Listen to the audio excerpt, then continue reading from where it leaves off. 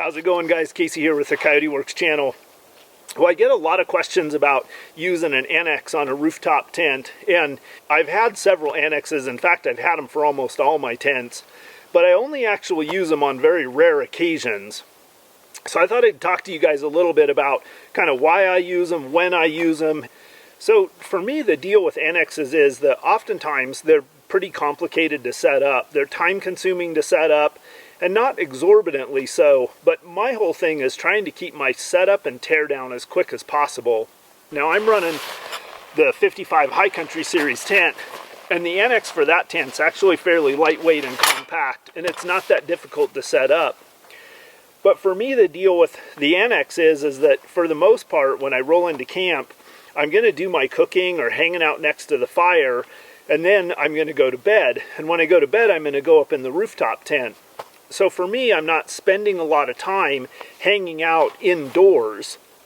And generally speaking, between my awning that gives me a little bit of cover and the overhang for the rooftop tent, I've got enough cover to do what I need to do out of the weather, or at least out of the rain or the snow.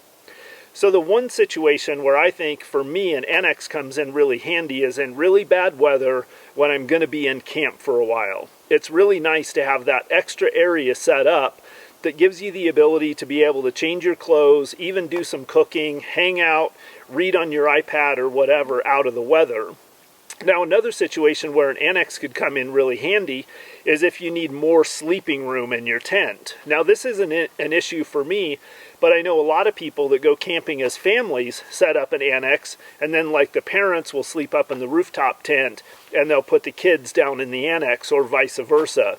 So there are actually some really practical applications for the Annex, but you don't see me using it a lot.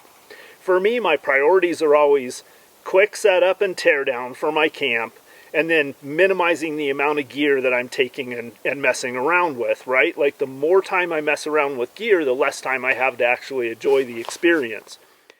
So those are some of my thoughts on using an Annex in conjunction with a rooftop tent.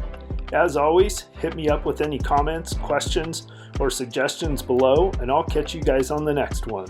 Coyote Works, out.